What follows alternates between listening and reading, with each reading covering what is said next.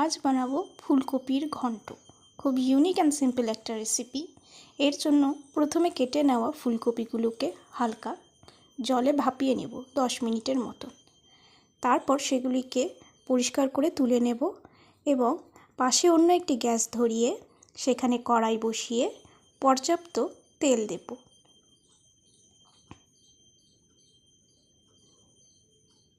তেল গরম হলে তার মধ্যে জিরে, একটা শুকনো লঙ্কা আর একটি তেজপাতা দিয়ে সেটিকে ভেজে নেব।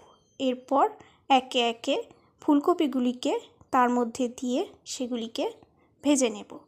যা হয়ে গেলে এর মধ্যে পরিমাণ মতো হলুদ, আদা বাটা, লঙ্কা বাটা দিয়ে সেটিকে নেড়ে চেড়ে ভেজে নেব। ভাজা হওয়ার পর স্বাদ মতো নুন দিয়ে আবার কিছুক্ষণ নেড়ে চেড়ে সেটিতে মধ্যে মটরশুঁটি এবং জিরে গুঁড়ো দিয়ে ভালো করে নেড়ে চেড়ে ভেজে নেব।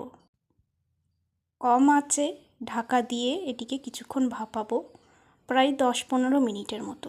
ভাপানো হয়ে গেলে সেটিকে ভালো করে নেড়ে চেড়ে একটু খুন্তি দিয়ে ভেঙে নেব। তার মধ্যে স্বাদ মতো গরম মশলা দিয়ে দেব। তারপর আবার কিছুক্ষণ নেড়ে চেড়ে ভালো করে ভেজে নেব। স্লো আঁচেই রান্না করছি, তাহলে পরে এটি সেদ্ধ ভালো করে হবে। ব্যাস, তারপরেই এর মধ্যে কিছু ধনেপাতা কুচি দিয়ে গার্নিশ করে সার্ভ করব।